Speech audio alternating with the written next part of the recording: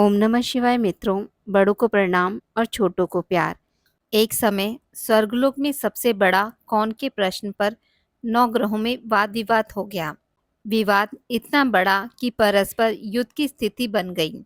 निर्णय के लिए सभी देवता देवराज इंद्र के पास पहुंचे और बोले, हे देवराज, आपको निर्णय करना होगा कि हम में से सबसे बड़ा कौन है।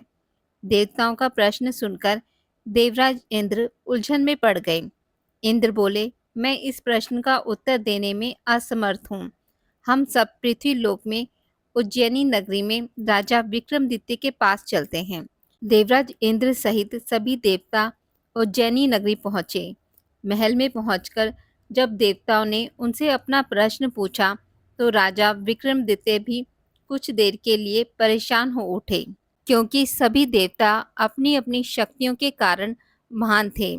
किसी को भी छोटा या बड़ा कह देने से उनके क्रोध के प्रकोप से भयंकर हानि पहुंच सकती थी। अचानक राजा विक्रमादित्य को एक उपाय सूझा और उन्होंने विभिन्न धातुओं स्वर्ण, रजत, कांसा, ताम्र, सीसा, रांगा, जस्ता, अभ्रक व लोहे के 9 आसन बनवाए। धातुओं के गुणों के अनुसार सभी आसनों को एक दूसरे के पीछे रखकर उन्होंने देवताओं को अपने अपने सिंहासनों पर बैठने को कहा। देवताओं के बैठने के बाद राजा विक्रमादित्य ने कहा, आपका निर्णय तो स्वयं हो गया है। जो सबसे पहले सिंहासन पर विराजमान है वही सबसे बड़ा है। राजा विक्रमादित्य के निर्णय को सुनकर शनिदेव सबसे पीछे आसन पर बैठने के कारण अपने को छोटा जानकर क्रोधित होकर कहा, राजा विक्रमादित्य, तुमने मुझे सबसे पीछे बैठाकर मेरा अपमान किया है। तुम मेरी शक्तियों से परिचित नहीं हो। मैं तुम्हारा सर्वनाश कर दूंगा। शनिदेव ने कहा, सूर्य एक राशि पर 1 महीने, चंद्रमा 2.25 महीने, मंगल 1.5 महीने रहते हैं, लेकिन मैं किसी राशि पर 7.5 वर्ष तक रहता हूँ। बड़े बड़े देवताओं को मैंने अपने प्रकोप से पीड़ित किया है।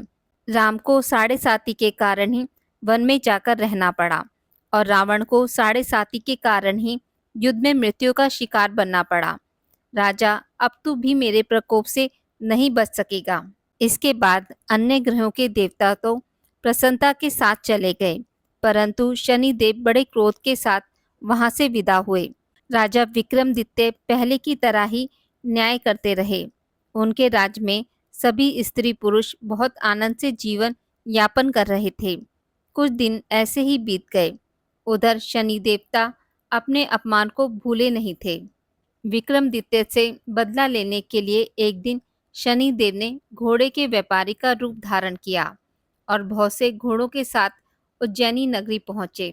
राजा विक्रमादित्य ने राज्य में किसी घोड़े के व्यापारी के आने का समाचार सुना तो उन्होंने अश्वपाल को घोड़े खरीदने के लिए भेजा। घोड़े बहुत ही कीमती थे। अश्वपाल ने जब वापस लौटकर इस संबंध में बताया तो राजा विक्रमादित्य ने स्वयं आकर एक सुंदर व शक्तिशाली घोड़े को पसंद किया। घोड़े की चाल देखने के लिए राजा उस घोड़े पर सवार हुए तो वह घोड़ा बिजली की गति से दौड़ पड़ा। तेजी से दौड़ता घोड़ा राजा को एक दूर जंगल में ले गया और राजा को वहां गिराकर जंगल से कहीं गायब हो गया। राजा अपने नगर को लौटने के लिए जंगल में भटकने लगा, लेकिन उन्हें लौटने का कोई रास्ता नहीं मिला। राजा को भूख प्यास लगाई। बहुत घूमने पर उसे एक चरवाहा मिला। राजा ने उससे पानी मांगा। पानी पीकर राजा ने उस चरवाहे को अपनी अंगूठी दे दी। फिर उससे रास्ता पूछकर वह जंगल से निकलकर पास के नगर में पहुंचा। राजा ने एक सेठ की दुकान पर बैठकर कुछ देर आराम किया। उस सेठ ने राजा से बातचीत की। राजा ने उसे बताया कि मैं उज्जैनी नगरी से आया हूँ। राजा के कुछ देर दुकान पर बैठने से सेठ जी की बहुत बिक्री हुई। सेठ ने राजा को बहुत भाग्यवान समझा और खुश होकर उसे अपने घर भोजन के लिए ले गया। सेठ के घर में सोने का एक हार खूंटी पर लटका हुआ था। राजा को उस कमरे में छोड़कर सेठ कुछ देर के लिए बाहर गया। तभी आश्चर्यजनक घटना घटी। राजा के देखते देखते सोने के उस हार को खूंटी निगल गई। सेठ ने कमरे में लौटकर हार को गायब देखा तो चोरी का संदेह राजा पर ही किया, क्योंकि उस कमरे में राजा ही अकेला बैठा था। सेठ ने अपने नौकर से कहा कि इस परदेसी को रस्सियों से बांधकर नगर के राजा के पास ले चलो। राजा ने विक्रमादित्य से हार के बारे में पूछा तो उसने बताया कि उसके देखते ही देखते खूंटी ने हार को निगल लिया था। इस पर राजा ने क्रोधित होकर चोरी करने के अपराध में विक्रमादित्य के हाथ पांव कटवाने का आदेश दिया। राजा के हाथ पांव काटकर उसे नगर की सड़क पर छोड़ दिया गया। कुछ दिन बाद एक तेली उसे उठाकर अपने घर ले गया और उसे अपने कोलू पर बैठा दिया। राजा आवाज देकर बैलों को हाँकता रहता। इस तरह तेली का बैल चलता रहा और राजा को भोजन मिलता रहा। शनि के प्रकोप की 7.5 पूरी होने पर वर्षा ऋतु प्रारंभ हुई। राजा विक्रमादित्य एक रात मेघ मल्हार गा रहा था कि तभी नगर के राजा की लड़की राजकुमारी मोहिनी रथ पर सवार उस तेली के घर के पास से गुजरी। उसने मेघ मल्हार सुना तो उसे बहुत अच्छा लगा और दासी को भेजकर गाने वाले को बुला लाने को कहा। दासी ने लौटकर राजकुमारी को अपंग राजा के बारे में सब कुछ बता दिया। राजकुमारी उसके मेघ मल्हार से बहुत मोहित हुई, अतः उसने सब कुछ जानकर भी अपंग राजा से विवाह करने का निश्चय कर लिया। राजकुमारी ने अपने माता पिता से जब यह बात कही तो वे हैरान रह गए।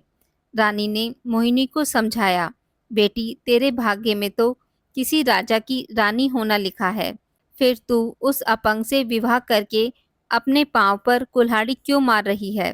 राजकुमारी ने अपनी जिद नहीं छोड़ी। अपनी जिद पूरी करने के लिए उसने भोजन करना छोड़ दिया और प्राण त्याग देने का निश्चय कर लिया।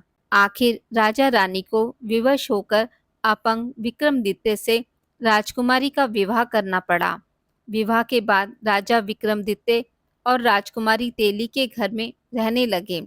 उसी रात स्वप्न में शनिदेव ने राजा से कहा, राजा तुमने मेरा प्रकोप देख लिया, मैंने तुम्हें अपने अपमान का दंड दिया है। राजा ने शनिदेव से क्षमा करने को कहा और प्रार्थना की, शनिदेव आपने जितना दुख मुझे दिया है अन्य किसी को ना देना। शनिदेव ने कुछ सोचकर कहा, राजा मैं तुम्हारी प्रार्थना स्वीकार करता हूँ। जो कोई स्त्री पुरुष मेरी पूजा करेगा, शनिवार को व्रत करके मेरी व्रत कथा सुनेगा, उस पर मेरी अनुकंपा बनी रहेगी। प्रातःकाल राजा विक्रमादित्य की नींद खुली तो अपने हाथ पांव देखकर राजा को बहुत खुशी हुई। उसने मन ही मन शनिदेव को प्रणाम किया। राजकुमारी भी राजा के हाथ पांव सही सलामत देखकर आश्चर्य में डूब गई। तब राजा विक्रमादित्य ने अपना परिचय देते हुए शनिदेव के प्रकोप की सारी कहानी सुनाई। सेठ को जब इस बात का पता चला तो दौड़ता हुआ तेली के घर पहुंचा और राजा के चरणों में गिरकर क्षमा मांगने लगा। राजा ने उसे क्षमा कर दिया, क्योंकि यह सब तो शनिदेव के प्रकोप के कारण हुआ था। सेठ राजा को अपने घर ले गया और उसे भोजन कराया। भोजन करते समय वहां एक आश्चर्यजनक घटना घटी। सबके देखते देखते उस खोटी ने हार उगल दिया। सेठ जी ने अपनी बेटी का विवाह भी राजा के साथ कर दिया और बहुत से स्वर्ण आभूषण धन आदि देकर राजा को विदा किया। राजा विक्रमादित्य राजकुमारी मोहिनी और सेठ की बेटी के साथ उज्जैनी नगरी पहुंचे तो नगरवासियों ने हर्ष से उनका स्वागत किया। अगले दिन राजा विक्रमादित्य ने पूरे राज्य में घोषणा कराई कि शनिदेव सब देवों में सर्वश्रेष्ठ हैं। प्रत्येक स्त्री पुरुष शनिवार को उनका व्रत करे और व्रत कथा अवश्य सुने। राजा विक्रमादित्य की घोषणा से शनिदेव बहुत प्रसन्न हुए। शनिवार का व्रत करके और व्रत कथा सुनने के कारण सभी लोगों की मनोकामनाएं शनिदेव की अनुकंपा से पूरी होने लगी। सभी लोग आनंद पूर्वक रहने लगे। बोलिए शनिदेव महाराज की जय हो। आज की इस वीडियो में बस इतना ही।